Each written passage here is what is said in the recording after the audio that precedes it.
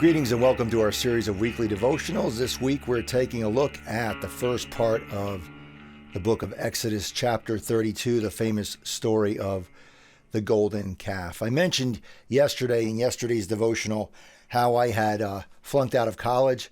It's a story I've shared before, and I think the prime reason for that failure was honestly, probably peer pressure. I had a fear of missing out. I never wanted to miss a party or anything my friends were doing. And of course, if they were going out and I had a test to study for, well, I gave in to sort of the herd mob mentality, if you will. And I always wanted to do what everybody else was doing. And of course, that probably wasn't a great idea.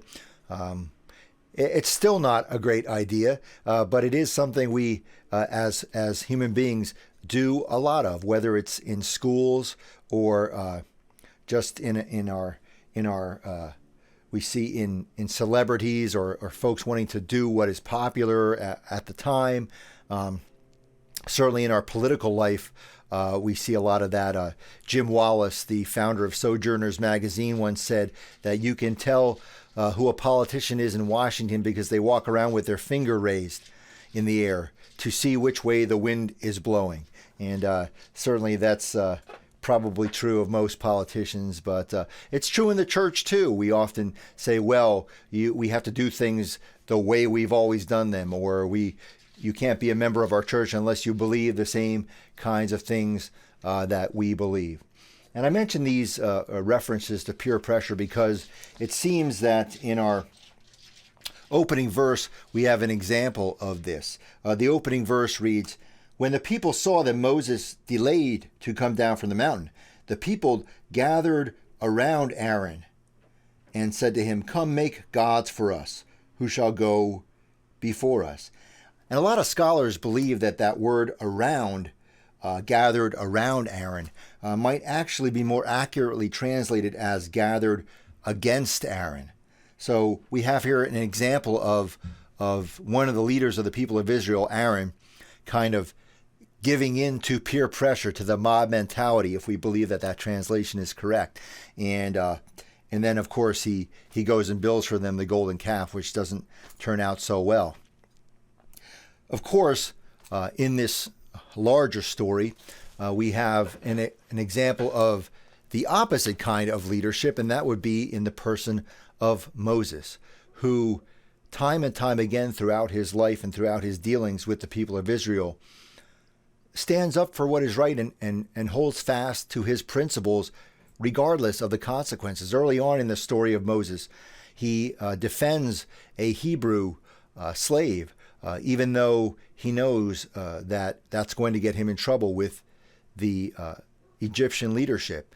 When he leads the people of Israel, he goes and confronts the Pharaoh, even though probably most of the people would have said, that's not such a great idea at the time.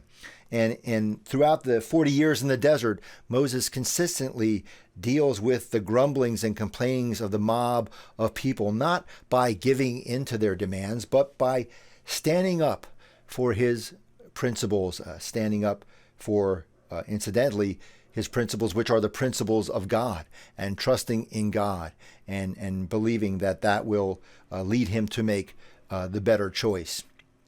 I think about when I got into ministry in my late 30s, most of my friends and family, a lot of people around me said, that's probably not a great idea.